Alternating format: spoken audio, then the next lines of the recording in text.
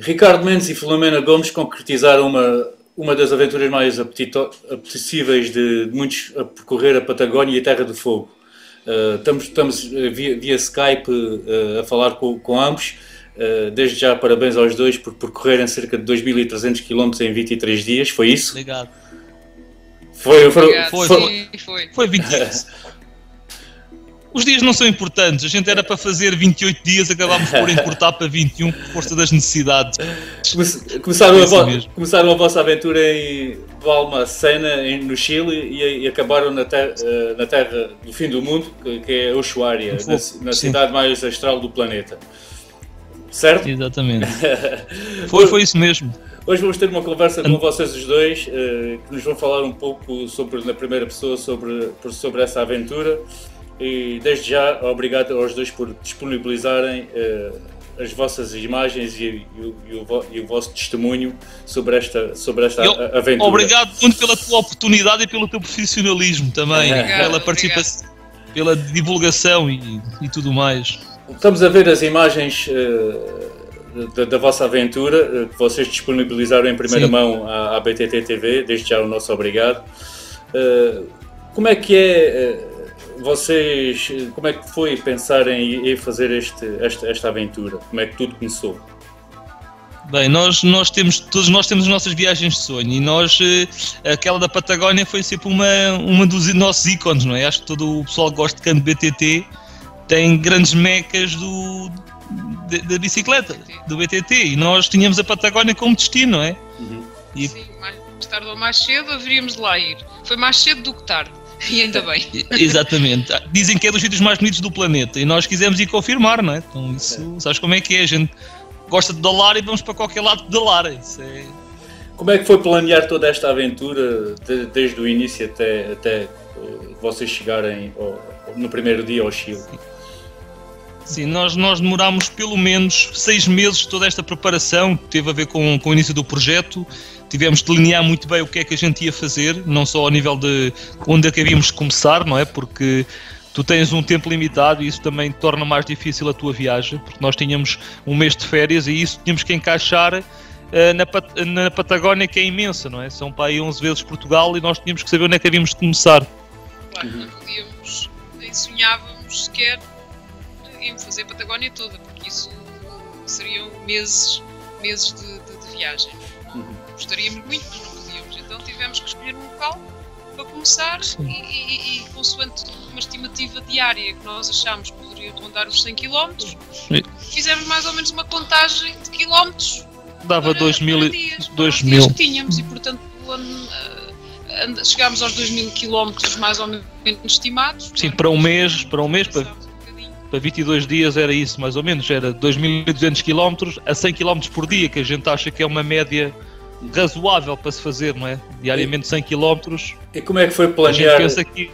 Como é que foi planear todo esse processo? Portanto, a Terra do Fogo é como todos nós no imaginário temos, é o fim do mundo, né? Como é que vocês conseguiram os mapas? Como é que conseguiram tracks de GPS?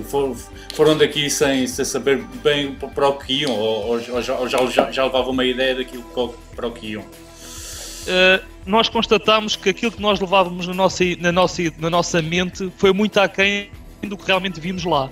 Porque, como a Filomena sabe, nós pesquisámos imenso sobre a Patagónia, desde comprar livros e mapas locais, arranjar os tracks e relatos de pessoas que lá tinham estado, e depois as coisas não correram conforme aquilo que foi relatado por outros aventureiros. Eu posso dizer, nós tínhamos nomes de terras onde havia pessoas que diziam que tinham lá dormido, e nós aconteceu-nos, a terra não tinha nada. Portanto, um barco que nós apanhámos havia uma vez por semana e nós não vimos isso em relato nenhum.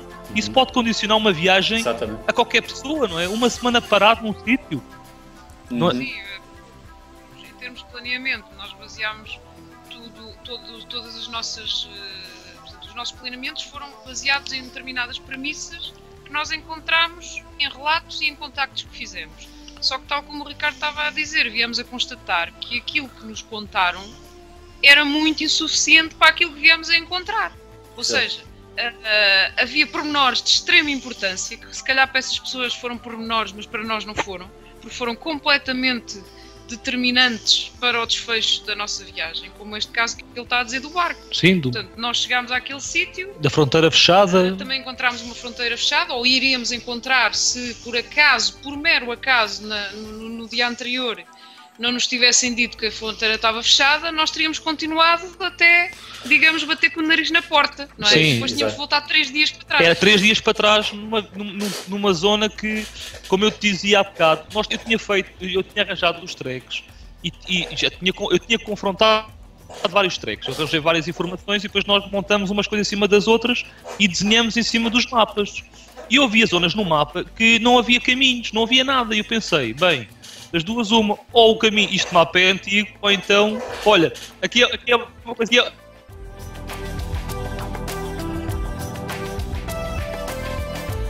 Ricardo. De um barco que nos ia levar para o outro lado do Pacífico e nós íamos chegar às 5 da tarde para começar a pedalar 100 km. Foi nesse dia que a gente chegou era quase 3 da manhã. Sim, chegámos ao nosso destino, eram quase 3 da manhã. Isto era o tal barco que eu te dizia que só... Não foi este, era o barco que nós íamos apanhar, sim. Só havia uma vez por semana que era ao sábado. E nós tínhamos que apanhar primeiro este, que ou era às 10 da manhã, que nós não conseguíamos porque tínhamos quase 40 km para fazer. E nós estamos a falar nestas distâncias, para nós aqui europeus, pensa-se bem, 40 km nós fazemos isto aqui em 2 horas. Uhum. Lá não. Lá, eu posso dizer que nós, para 100 km, nós andávamos a 10 à hora, porque o caminho, como vocês podem ver, o caminho é... Olha, nós aqui estamos de noite, aqui vê-se frontal. Portanto, nós temos que andar dia e noite para conseguir chegar à hora antes do barco partir. E nós andávamos ali 12 à hora porque o caminho era mesmo muito mal. Aquilo é... Sim. E depois o Ricardo não chegou a explicar, mas aquela imagem ali do ping-pong, aquilo era um estaleiro de óculos, nós estávamos à espera da hora do barco, estava um frio e vento. Frio e vento lá fora, arranjámos ali um barracão que os trabalhadores usaram para passar o tempo, tinha lá uma mesa de ping-pong toda torta, vocês não conseguiram ver, mas aquela mesa não é uma mesa, aquilo é tipo uma parte côncava, um buraco, portanto a mesa é toda a descer e nós estávamos ali entretidos a passar o tempo e para ver se não arrefecíamos. É verdade. E aqui foi quando passámos para o outro lado, e já estamos aqui no vídeo, foi quando a gente passou para Candelário Mancil, que foi aí que tivemos que ficar, porque a gente tinha pedalado a noite, grande parte da noite, e acabámos por comer algo que só trazíamos, que era uma cerelac. Foi o que nós comemos praticamente o dia todo, mais uma barra ou duas. Não arranjámos nada, eu há bocado estava a dizer que nós pesquisámos muito no Google Earth quando eu tinha PEC. E eu achava estranho haver extensões de 400, 500 km em que não via uma única habitação, eu não via nada e achava aquilo esquisito. Pensei, bem, isto é problema do Google Earth, não é? Exato. Também isto não é preciso, mas o que é que faz é que nós andámos distâncias bem maiores e realmente não víamos nada. Aquilo... As pessoas que, no nosso imaginário e para a nossa realidade europeia, nós temos uma certa concepção do que é. Pois essa concepção, esqueçam. Na Patagónia, essa concepção é gigantesca. Maior. Sim. Quer dizer, o isolamento é total. É verdade. E o que nós chamamos aqui de isolamento não é nada dos... A gente levava comida sempre para 2 dias, eventualmente. Por vezes acabávamos por conseguir por comê-la quase toda no próprio dia. Pronto, porque era a necessidade. Nós estamos a ver... Aqui estamos a ver, nós estávamos a pensar... Aqui, este é um exemplo também, nunca ninguém falou disto. Isto é um single track que nós fizemos, que ligava a Argentina ao Chile. E aquilo eram apenas 18 km e nós íamos a contar com 18 km, mas demorámos 5 horas porque aquilo foi tudo a pé, quase. Exato. Quer dizer, aquilo tem lá zonas, nós para atravessar os ribeiros, a gente tinha que se descalçar, não é? E não conseguimos, aquilo era um frio, bem, ficávamos quase sem pés. Vocês conseguem ver que o single track era maravilhoso, era lindo, aquilo era uma coisa brutal para passar os 2 países. Agora, que estava em muito mau estado e tinha regos, onde foi mais à frente, até a GoPro me caiu, a GoPro acabou do capacete, acabou por tombar toda. Isto nem com carga nem sem ela. Há aqui zonas que não se passa. E chegámos à 1 da tarde, ao Lago do Deserto. A gente chega depois no fim deste single track, que falavam que era um single track, mas não dizem, bem, vocês vão demorar ali 6 ou 7 horas. Exato. E depois tem eventualmente há um barco e aconteceu-nos que nós conhecemos um casal de alemães em que vocês vão vê-los aí. eles a cavalo. Eles tiveram o bom senso porque passaram por nós e depois esperaram lá embaixo no Lago do Deserto. Exatamente, aqui estão eles. Eles estão a passar. Claro, com isto, eles fazem isto muito bem. A cavalo aquilo é maravilhoso, não é? Isto é o ícone lá naquela zona. Aqui estão a ver as acrobacias que nós tínhamos de fazer para passar os ribeiros. Imaginem 18 km disto. Pronto. É que foram 18 km de puro empurranço. Exatamente. E como vimos atrás também com um temporal, com muita chuva. Era neve. Nevou inclusivamente neste percurso. Nevou, choveu, parou. E depois de um lado e do outro, a gente há de ver em certas partes, de um lado e do outro é glaciar. Aquilo está completamente coberto de neve. E agora ao fundo já se vê o Lago do Deserto. E há bocado estava-te a dizer, este casal alemão teve o bom senso de ficar lá, juntamente com outros indivíduos que ficaram lá a dormir porque não arranjaram barco, e como eles viram e sabiam que vinham mais duas pessoas a caminho, esperaram por nós até que o barco chegasse para irmos todos juntos, porque senão chegávamos ao fim desta loucura e não tínhamos barco para o outro lado. Sim. Convencemos-nos que já tínhamos perdido o barco há muito tempo. Pronto. A dada altura desligamos. Exato. O barco está perdido. Vamos chegar lá e vamos ter que ficar lá para amanhã. Vamos ter que ficar a dormir para outro dia. E não tínhamos, a comida era... E a comida que tínhamos era para rir, porque aquilo nunca ia dar para nos alimentar durante tantas horas. Então nós tínhamos feito dia e noite para chegar para apanhar o barco em Vila O'Higgins. Chegámos a Candelário, deram-nos comida e deram-nos uma Sands ou duas. Portanto, foi o que a gente levou para este dia. Estás a ver, não é? Olha, como é que era em termos de comida, como é que vocês arranjavam a comida com as distâncias tão longas que vocês percorriam por dia? Tínhamos que carregar, ou seja... Mas era fácil vocês conseguirem essa comida do dia para o outro? Obviamente que não.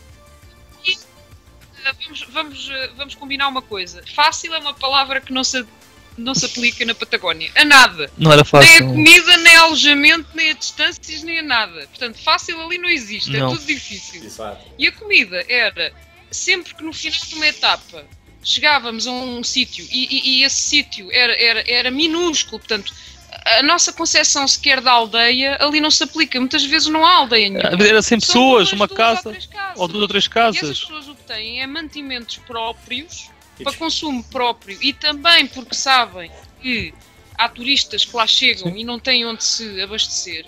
Então essas pessoas cedem-nos, portanto, ou nos confeccionam refeições mesmo, ou nos cedem alguns abastecimentos, alguns pães, claro. sei lá, eventualmente um pacote de bolachas, qualquer coisa. Olha, então aqui é exatamente está aqui agora.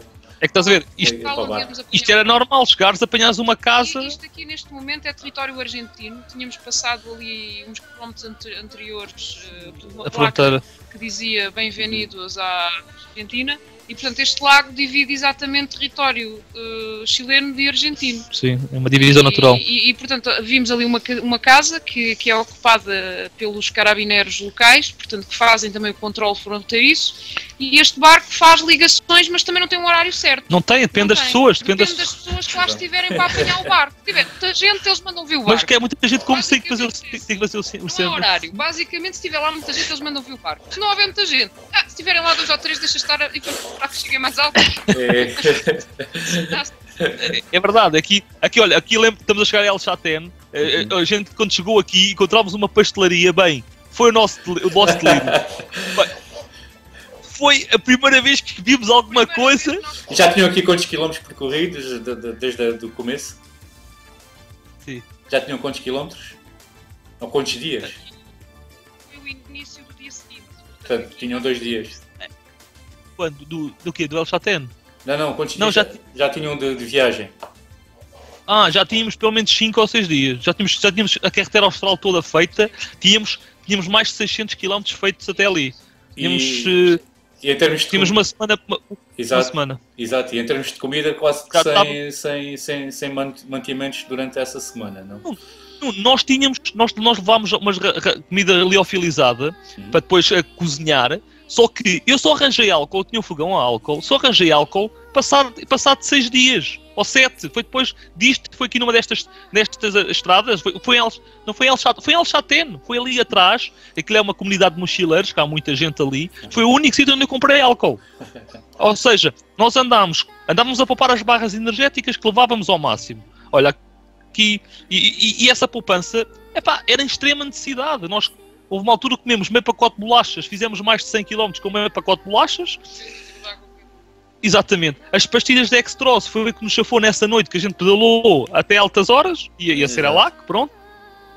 E foi isso, porque a gente contava com isolamento, mas não daquela forma. Não daquela... Tiramos na Ruta 40. Aqui a primeira vez que viram já alguma coisa, algum troço com uma mais estável em relação aos outros dias, não? Eu trouxe melhor aqui, esta estrada. Sim. Sim, aqui foi um longo troço, já estávamos... Isto é a Ruta 40. Isto é a Ruta 40. A Ruta 40 começou, de facto, em Alcatrão, como nós estamos a ver. O que para nós foi, posso dizer, um luxo. Um luxo. Sim, até então nós não tínhamos tido Alcatrão nenhum. Portanto, aquilo que estão aqui a ver...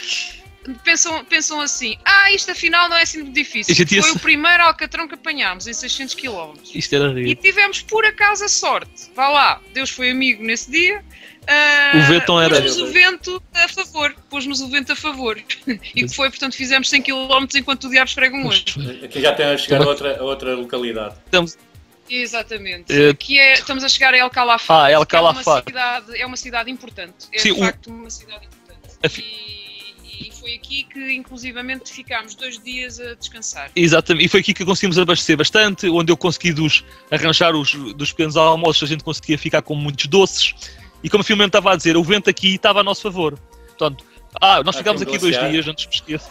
Isto é o Glaciar Preto Moreno, nós ficámos 2 dias, um deles foi para conhecer este glaciar que merece uma visita, como é óbvio, não é? É uma coisa fenomenal. Nós aqui estamos, isto tem 60 metros de altura...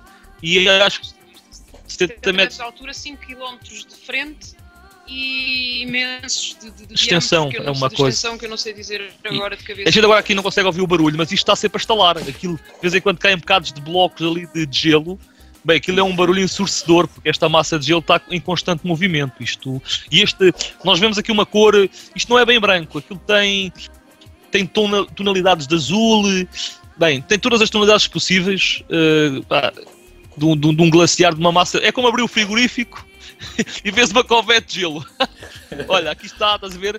Nós não precisamos de ser ricos para ter cenários destes a comer uma Santos. Isto é o restaurante mais luxuoso que se pode ter no mundo. Nós estávamos perante uma reserva património da humanidade e, portanto, não há restaurante que suplante aquele cenário. Olha, isto é uma estância na Ruta 40. É um exemplo de uma pequena coisa que existe. A Ruta 40 era o isolamento, nós tínhamos cerca de 500 km que eu sabia que não havia nada. Estava a contar com, em montar a tenda, sabia Deus aonde, não é? Portanto, nós aqui ainda sofremos, começávamos a sofrer nesta altura, porque já se começava a sentir o vento. Nós vocês podem ver que estamos completamente expostos, não há uma árvore, não há um arbusto, não há uma pedra. E em termos psicológicos, como é que é para superar isso? A Filomena... Vou dizer o que é psicologicamente suportar isto tudo. Para mim, eu tenho muitos anos de BTT. Aliás, vocês nesta imagem podia-se ver que nós vamos de lado. Vamos de lado porque o vento nesta altura era lateral e as rajadas de vento deitavam-nos ao chão. Aqui foi os 4 km que a gente fez em 4 horas, fizemos 18 km. Eu estava aqui no meio do chão à espera que a Filomena chegasse, porque a gente tinha que fazer ainda 30 km nesta estrada na Ruta 40, sim, com o vento de frente. Sim, nós a dada altura tivemos que parar, não se conseguia continuar. É impossível e ninguém imagina o que é ter rajadas laterais que nos fazem tombar da bicicleta. Nós caímos várias vezes. Caímos pela força do vento. E, portanto, tivemos que chegar a um ponto de decidir. Temos que parar aqui, por acaso nós sabíamos que havia ali um destacamento de polícia. E esse destacamento de polícia acolheu-nos. Portanto, ficámos lá a repousar, toda a tarde, dormimos lá, o O polícia deixou-nos entrar, cedeu-nos beliches. E disse mesmo, hoje está mesmo muito vento.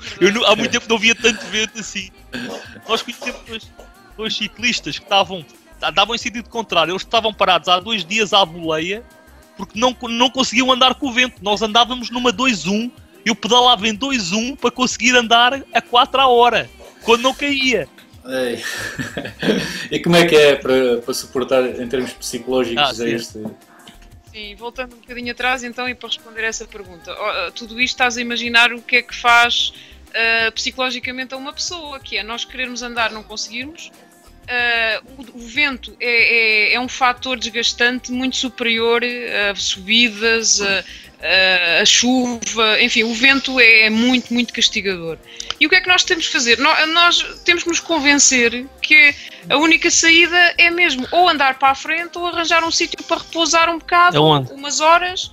Neste caso, naquele dia foi o destacamento de polícia.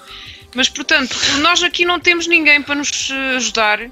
Nós não temos um autocarro para apanhar, nem se colocava, porque nós não queríamos fazer isso. Portanto, nós não temos outra saída senão continuar. Quer dizer, não... Só que isso realmente podes dizer que psicologicamente é muito, muito difícil, e é. Mas temos que suportar. Era uma questão de necessidade ou não? Exato. O que é que tu podias fazer? Imagina, tu viste, isto é tudo descampado. Nós, se montássemos a tenda voava com o vento. Claro. Nós nem tínhamos comida para ficar ali a dormir. E a tenda não se aguentava para nós ficarmos naquele sítio. Só não estou a falar deste dia como todos os dias que vocês passaram lá. Tá? Estão a perceber? Como tu disseste há pouco, levavas uma ideia diferente daquilo que foi realmente esta aventura, né? Portanto, disseste que tinhas programado fazer 100 km por dia e que provavelmente terias uma aldeia ou uma casa onde poderias comer ou arranjar comida. Exatamente. Como há pouco falaste atrás, durante aqueles 6 primeiros dias, nada disso aconteceu. Portanto, 1 dia, 2 dias a acontecer isso, como é que é psicologicamente para vocês? Será que para o próximo dia não vamos arranjar comida? Como é que a gente se arrasca? Eu estou a viver isto na minha pessoa. Eu estou-te a perceber. Havia uma altura que, e era por isso que a Filomena estava, às vezes sofria um bocado, porque nós ali não podíamos ligar às distâncias. Tu não podias fazer conta com a quilometragem que eles tinham anunciada. E tinhas que contar sempre com a parte pior. Portanto, nós, quando nos aconteceu, chegarmos a uma localidade, não termos nada para comprar, nós começámos a perceber que iríamos ter problemas para a frente. Então tentámos perguntar o mais possível. Eu lembro perfeitamente que quando cheguei, antes de entrar na Terra do Fogo, fui perguntar ao posto de turismo, disse-lhes assim: olha, meus amigos, eu vou para a Terra do Fogo e eu preciso saber, há uma terra aqui, eu preciso saber se existem casas ou não. Porque eu queria lá ficar, eram 100 km. E eles disseram: sim senhora, há casas. Sabes o que era? Havia um cemitério e havia uma casa abandonada. Pois, em termos psicológicos, para vocês, como é que era para superar esse tipo de constrangimentos que vocês foram encontrando? Eu mesmo... Nessa altura, é óbvio que caiu-nos tudo ao chão, como se diz em bom português. Ficámos aterrados com a ideia de ter que fazer mais 45 km, que foi o que tivemos que fazer. Chegámos lá, 9 e tal da noite. Vimos um cemitério, vimos uma casa abandonada, não tínhamos já água. Porquê? Porque estávamos a contar com 100 km, não estávamos a contar com 150. Portanto, não tínhamos água. A comida, já tínhamos praticamente comido tudo, inclusivamente o Ricardo deu só os de perder 2 sandes pelo caminho, porque estou mal aqui, os alforjes caíram 2 sandes e depois ainda me foi comer as minhas, não é? E naquela altura percebemos que aquela casa não nos oferecia nada, tivemos que andar mais 45 km para a frente. Vocês aqui estão a rodear as Torres de Paine, não é? Certo? Isto é as Torres de Paine, aquela zona que ardeu, que esteve a arder esta semana, não é? Que ardeu bastante território porque alguém fez um acampamento selvagem e pegou fogo a uma zona que é a zona mais famosa do Chile, que é as Torres de Paine. E agora estamos a ver exatamente agora. Sim. E há aqui uma coisa que é muito importante falar, porque este dia também não nos sai da memória. Por 2 razões, Nuno. Olha, a primeira foi nós apanhámos intoxicação alimentar num dos melhores alojamentos que nós tivemos em toda a travessia. Foi uma questão de tivemos que ficar ali e apanhámos uma intoxicação alimentar. Agora eu digo-te, como é que tu, aos 20 km, a vomitar por todo o lado, com dores pelo corpo todo, eu disse para a Filomena. O Ricardo está a dizer vomitar por todo o lado, mas eu só vomito pela boca, não sei porquê. Sim, vomitar em todo o lado, eu queria dizer em todo o lado, Sim, era sim. diarreia e a vomitar com bastante força, não é? E então as dores do corpo eram tantas que nós aos 20 km eu disse para ela, como é que nós vamos fazer 100 e tal quilómetros hoje? Pá, e tu tens que ir. Agora nós chegámos aqui a este camping, Sim, tivemos que chegar aqui, epá, sabe Deus como, a gente parava, só conseguimos beber água, a gente andava, parava um bocado, epá, ias andando quilómetro para quilómetro, calmamente, não é? E era fácil de vocês adquirirem água ou terem água potável durante o percurso? Nós raramente tivemos problemas com a água, até porque se tivéssemos, sinceramente, há água por todo o lado. Há lagos, há cursos de água e toda a gente nos garantiu que aquela água não tinha qualquer problema de ser bebida e mesmo que assim fosse, nós tínhamos umas pastilhas para desinfetar. Portanto, a água não foi propriamente um problema. Tivemos aquele episódio naquele dia em que realmente deixámos acabar a água, mas foi porque estávamos a contar que a etapa fosse mais curta. Sim, ele também não havia muita. Naquela etapa. Sim, era do fogo é um bocadinho mais complicado. Sim, ali foi mais difícil de arranjar água, era difícil. Mas em toda a Patagónia, propriamente dita continental, não tínhamos tido problemas com a água. Arranjo. Aqui já era um dia quase daqueles que já está... Vocês reparem que o céu parece estar colado à terra. É uma imagem que eu guardo. A gente estava tudo... Era 360 graus de horizonte. Nós estamos a olhar e não se vê nada além de paisagem. Pá, é completamente impressionante. Aliás, isso às vezes levava-nos ao desespero. Porque imaginem, quer dizer, nós estamos habituados a olharmos para o GPS, ou seja o que for, e pensarmos, faltam 10 km, por exemplo. E nós aos 10 km já estamos a ver casa. Mas ali não se vê nada, porque são tantas montanhas e locais recônditos que escondem qualquer casa que possa haver, ou seja, qualquer ideia do destino, avistar o destino a uma determinada distância não se vê, simplesmente não se vê. E depois é estradões como aqueles que estás a ver, não é? Estradões... Exatamente. Vimos aqui nas imagens que temos visto, a maior parte dos dias foram feitos em piso extremamente degradado. Como é que foi? É o ripio, o chamado ripio. Como é que foi percorrer tantos quilómetros e tantos dias num piso desse estado? Olha aqui, Nuno, já te conto, mas agora pegando esta imagem, exatamente, nós aqui tivemos que parar, já tínhamos álcool, já tínhamos tudo, parámos para fazer uma massa, porque foi o nosso sustento, não tínhamos mais nada para comer. Portanto, este caminho em ripio foi a nossa maior surpresa. Foi aquilo que nos obrigou a andar a 10, 12 à hora. Ok, dias podia ser um pouco mais, mas constantemente andámos a uma baixa velocidade, por isso é que a gente tinha que fazer quase 12 horas a pedalar. É muita hora, não? Sim, embora as pessoas que vejam esta imagem aqui ficam com a ideia, ganda estradão, isto aqui é rolar até cansar. Mesmo mas não, vocês... aquilo é estradão, sim senhor, mas só quem ali está é que consegue ver, sentir a pedra que aquilo tem. E o piso está todo deformado, está todo ondulado, como se fosse uma chapa, por causa dos rodados dos carros. Isto é perto de Natal. Olha o vento. A gente quando vai tapados com o corta-vento, não é porque nos apetece. Aquilo era mesmo muito vento e muito frio neste dia. Isto foi daqueles dias que cabeça, mãos, pés, que era... foi sério, era indescritível. Tínhamos que mudar de meias, porque era mesmo... Era estrada, foi estrada completa. Este dia foi perto de Natal até Welches. Foram quase 150 km numa estrada destas, a ser exposto pelo vento que não dava para... Aqui eu estava a mostrar porque tinha as mãos completamente vermelhas e com a pele já toda a saltar. E nós também neste dia tivemos um grande azar. Porquê? Porque a gente há de ver aqui na imagem ao longe um morro, um bocado de terra, que era uma terra, chamavam-lhe aquela terra Morro Chico, que por acaso não havia nada também. Por acaso, a gente já estava a coisa a contar. O problema é que o desespero é tanto, porque nós estamos tão cansados, que como é que nós conseguimos ainda fazer, quando nos dizem, olha, faltam 30 ou 40 km, como é que nós ainda vamos pensar fazer esses quilómetros, sabendo no estado em que estamos? Não é? E depois... Em termos de preparação física, vocês tiveram algum cuidado para esta aventura? Mesmo que se tiveram, chegando lá, a vossa perspectiva de treino que vocês levavam, É o Morro Chico. Isto é o Morro Chico. Isto era uma localidade. Morro Chico, olha ali. É a única coisa que tu vês. É uma casa. É aquilo. É aquela casa. É um estaleiro de obras, pouco mais. Pois, quer dizer... mas para responder à tua pergunta sobre a preparação física, é óbvio que nós tentámos ter cuidado. O que se passou foi que os preparativos da viagem também acabaram por roubar tempo para treinarmos. E se me perguntares, fizeram treino específico para a Patagónia? Não. Quer dizer, nós estamos acostumados a treinar, treinamos quando podemos, mas não fizemos assim uma preparação muito específica. Agora, posso dizer que em termos físicos isto foi um massacre. Foi um massacre.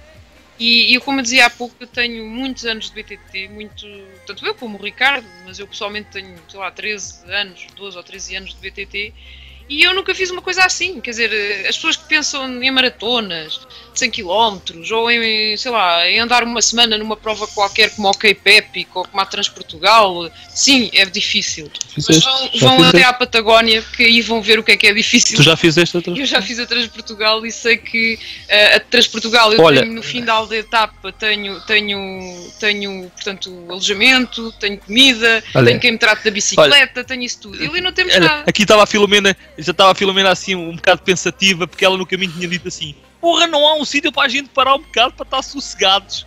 Bem, aqui, pronto, a gente aqui podem ver que a gente, olha, estão a ver tudo de lado, somos nós a lutar contra o vento. Nós aqui não andamos muito, não andamos nada. Eu quando estou a andar de um lado para o outro da faixa, é porque é o vento que me está a levar. Nós estamos a chegar a Punta Arenas, isto é o Estreito de Magalhães. Sim, aqui já é o Estreito de Magalhães. Portanto, Punta Arenas é, digamos, a porta de entrada ou de saída, conforme se queira, para a Patagónia. Portanto, há a Terra do Fogo. Para a Terra do Fogo, mas também é o fim da Patagónia continental, vá lá. É uma cidade importante, tem aeroporto e está à beira do Estreito de Magalhães, que é lindíssimo. Portanto, nós aqui estávamos a entrar no barco que nos vai levar para a Terra do Fogo. Sim. É uma travessia de cerca de 2 horas e meia. E a seguir já só temos a Terra do Fogo, que Sim. é uma ilha, portanto é separada, é uma ilha enorme, mas é separada da Patagónia continental. Foi uma surpresa, esta ilha foi para nós pensávamos, ouviu-se falar da Terra do Fogo, aquilo que era muito verde, não é? Falava-se que... Não, pelo contrário, não se falava, nós é que descobrimos uma terra muito verde mesmo. Aqui estávamos felizes porque tínhamos comida. E a gente, pronto, um sítio completamente diferente e abrigado, para nós era uma alegria. Estávamos a jantar, a primeira terra que era por venir. Nas imagens, ouvi, quando estava a editar o vosso vídeo, que em certa altura tu disseste que tinham que comer toda a comida que tinham porque era proibido de levar a comida para o Chile. Sabes o porquê disso? Sim. Ricardo? Sim. Sim, estou a ouvir. Sabes o motivo do porquê é que não podiam atravessar a fronteira com comida? Eles falam em impostos e saúde pública, por causa aquilo podes passar, como aquilo é uma zona, um ecossistema tão sensível, a zona do Chile, não é? Imagina o que é tu levares uma semente que seja invasora, ou levares produtos contaminados. Aquilo pode destruir por completo toda a zona, toda a fauna daquele país. Então eles proíbem-te de levar alimentos frescos, as tais sementes, mel, tudo o que possa prejudicar o país deles, eles não te permitem levar comida.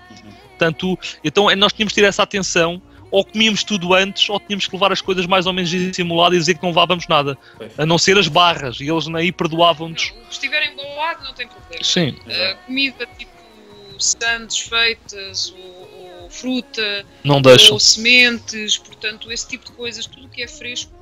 Olha, não deixam passar. Aqui sou eu a brincar com a Filomena, arranjei uma bola, mandei-lhe uma bola, estávamos aqui a tentar a ver a temperatura da água do Pacífico, nós aqui... Bem, é tudo Estreito de Magalhães, aqui sim, à nossa direita é o Estreito de Magalhães. Aqui tu dizes que isto é 10 vezes superior ao Alentejo, não é? A certa altura dizes isso.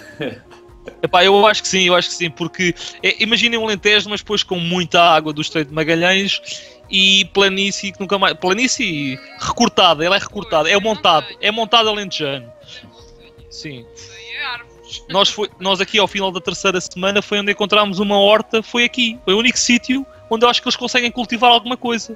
Porque as hortas são protegidas por estes pequenos montes que nós vimos, pronto, que se vê.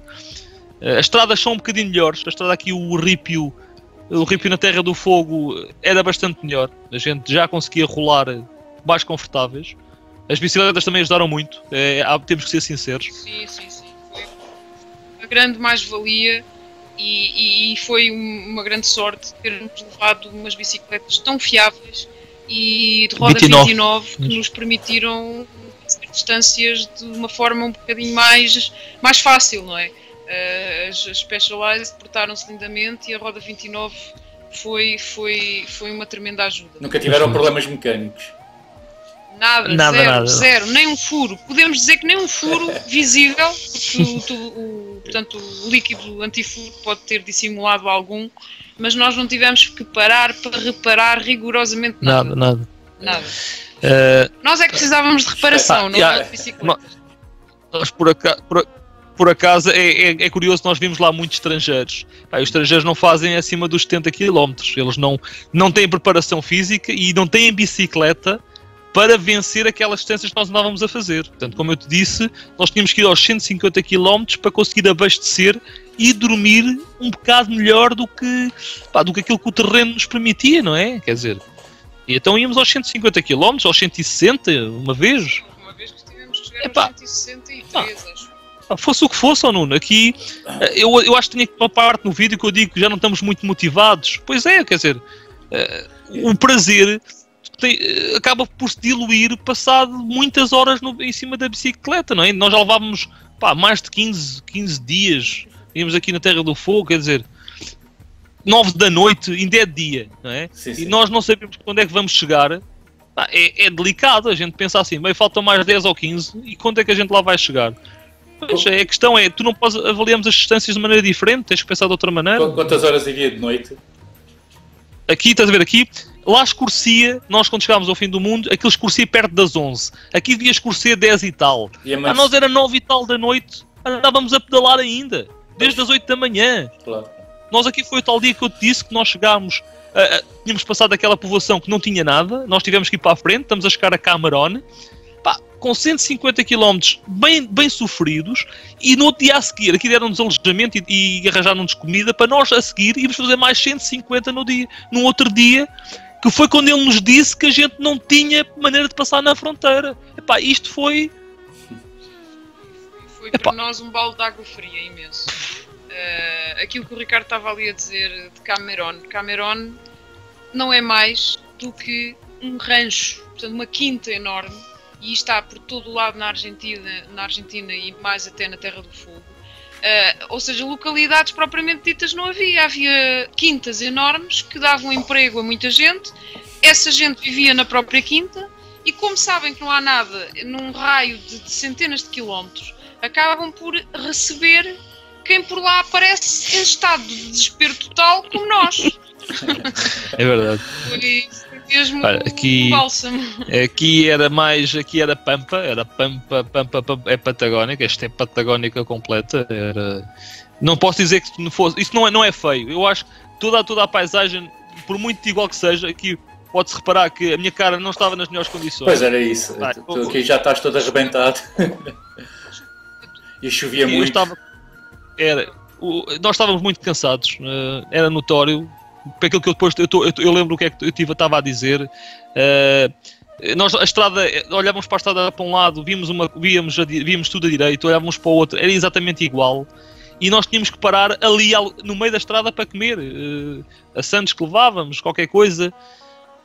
E não havia nada a fazer, não podíamos. Estão a ver? Estava aqui à espera da Filomena, a estrada. Sim, é que reparem, não dá sequer para encostar a bicicleta a lado nenhum. Não dá para encostar a bicicleta, a gente tenta encostar-se à bicicleta, ela cai. Estamos a tentar comer um bocado de pão, está a chover e o pão molha-se todo.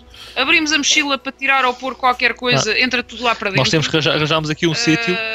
Tínhamos que arranjar aqui um sítio para mudar de roupa. Estávamos num estado já, portanto estávamos a ficar com muito frio porque estávamos a ficar cheios de todos molhados, não é?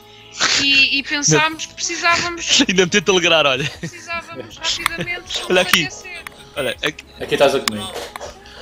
É aquilo no meio da estrada. Aquilo que eu estava a dizer há bocado, olha. Eu estou a dizer que não se passa nada.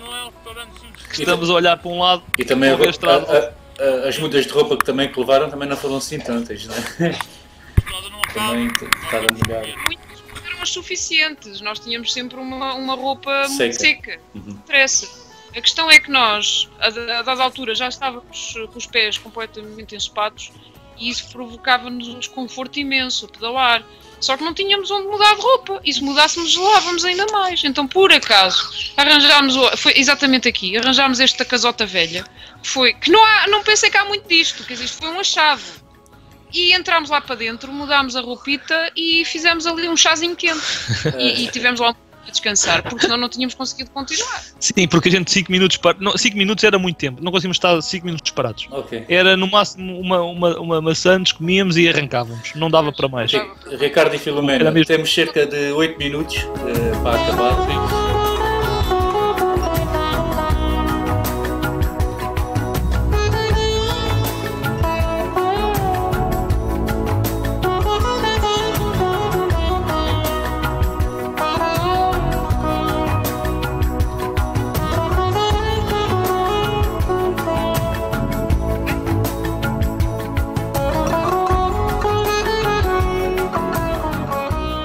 Faça um rescaldo geral aqui neste pouco tempo que temos.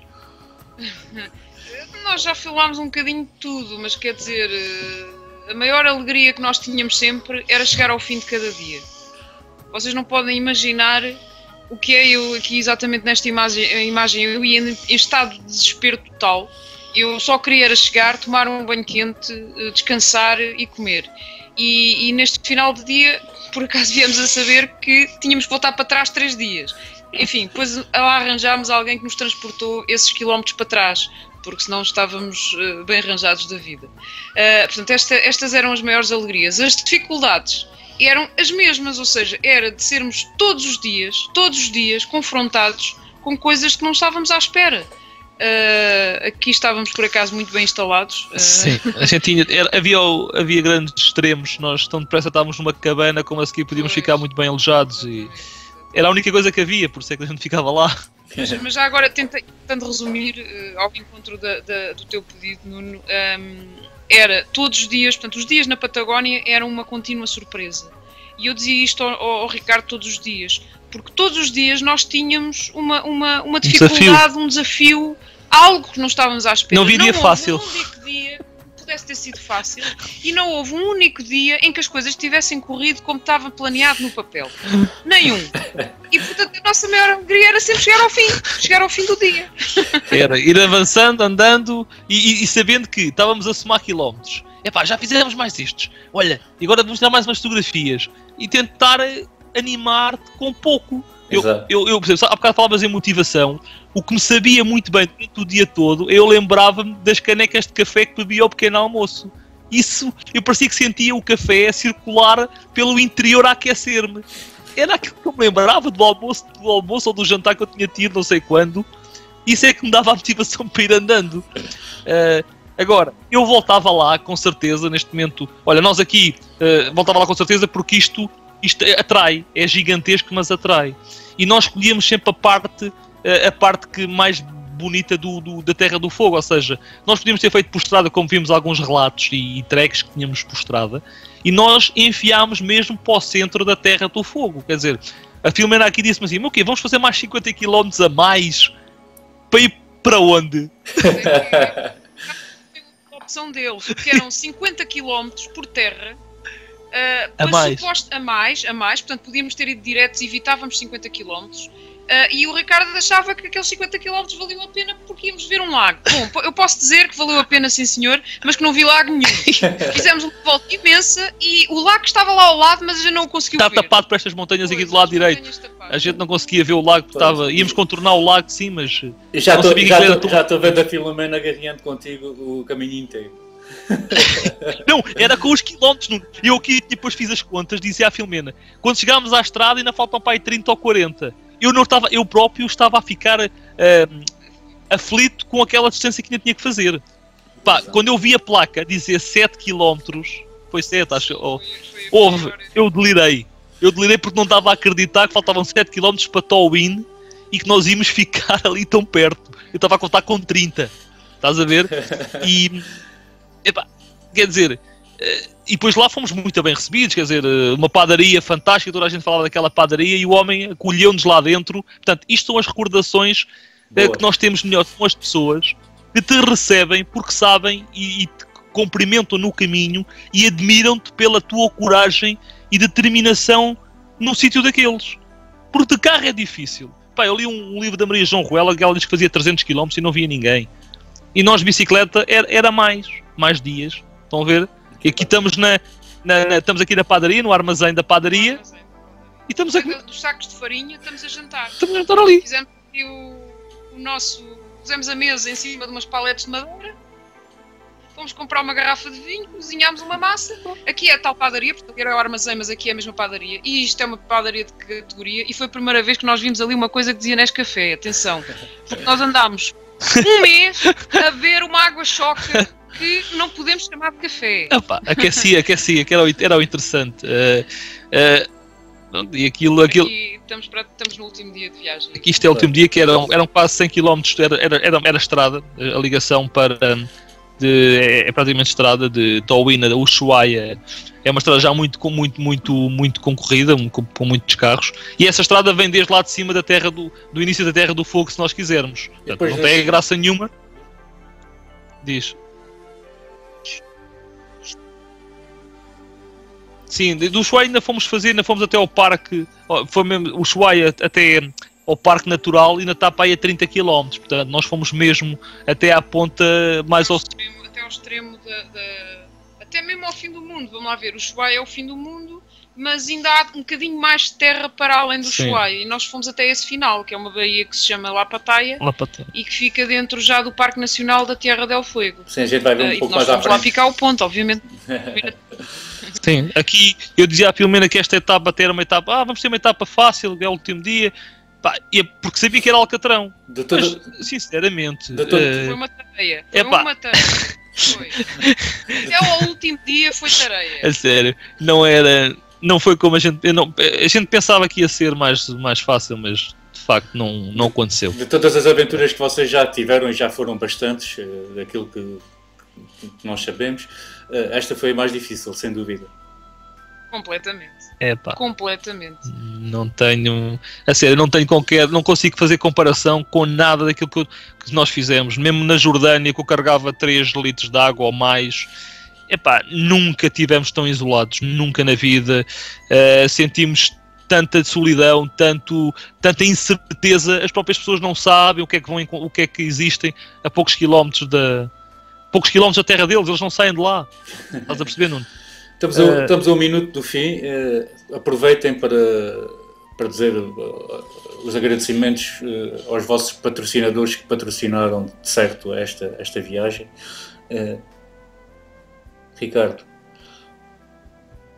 Sim, nós agradecemos imenso para já a todos os apoiantes da Operação Nariz Vermelho que apoiaram-nos a €1 por cada quilómetro disto que nós fizemos.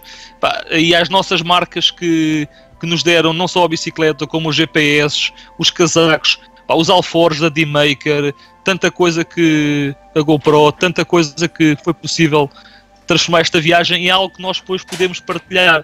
Estás a ver, Nuno? Uhum. Foi isso que poderemos agradecer, porque só partilhando é que nós conseguimos tornar estas memórias eternas, não é? Porque isto é que faz as pessoas voltarem àqueles sítios. Foi assim que eu comecei a andar de bicicleta, a viajar cada vez mais.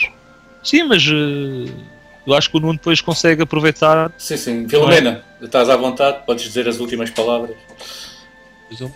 Posso... Falo agora ou calmo para sempre, não é? Minhas últimas palavras são realmente para reforçar 2 coisas. Uma que acho que ficou perdida aqui no meio disto, e que é o seguinte: as pessoas destes 2 países são fantásticas.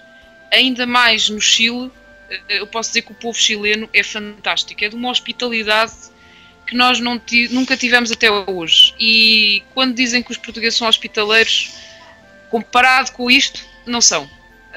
Portanto, os chilenos são mesmo muito, muito boa gente, os argentinos também.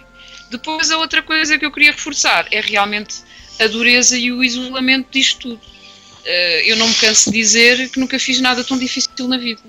E as pessoas que me conhecem sabem que eu tenho alguma experiência, não cheguei aqui ontem propriamente, mas reconheço as minhas lacunas e a minha fraqueza num sítio daqueles. Quer dizer, é por demais evidente que nós em Portugal não temos maneira de nos preparar para aquilo, ok? Sim. Portanto, ou chegamos lá e encaixamos bem e nos adaptamos, ou então não há nada que nos prepare para uma coisa daquelas. Mas vale a pena, por tudo vale a pena. Sim, atrai-nos imenso, não é? É mesmo, acho que é o supra-sumo, e eu agora brincamos com a ideia de que, quer dizer, o que é que nós agora vamos fazer? Quer dizer, vamos dar umas voltinhas em Sintra e na Rábida, quer dizer, é assim um bocadinho... Jantar por Costa de Nada de bicicleta, sim, nós fazemos isso. A nossa mente vai nos transportar sempre para a Patagónia. Agora, horizontes daqueles deve ser difíceis de igualar, não é? Sabes como é que é, não? Nós vimos imagens, e agora que lá estivemos, já estivemos a ver para cima, para o lado do Peru, e agora ainda por cima agora está lá a ver o Dakar, não é? Está a ver o Dakar, está a fazer a parte, está a subir até à zona do Peru, e nós estamos muito apaixonados por toda aquela estrada que vai até ao Alasca.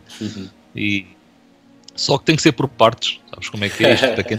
Para quem trabalha. Olha, Ricardo e Filomena, obrigado por partilharem a vossa experiência com a BTT TV e com todos os web TVs que vão ver esta reportagem, percorrerem estes 2.300 km numa terra tão hostil, e obrigado, e continuem essas aventuras e para partilhar connosco depois na primeira pessoa essas grandes aventuras que vocês têm feito por o mundo. Obrigado e obrigado. Nós é que agradecemos a oportunidade. Obrigado, Nuno. Espetáculo. Obrigado. Maravilha. Obrigado.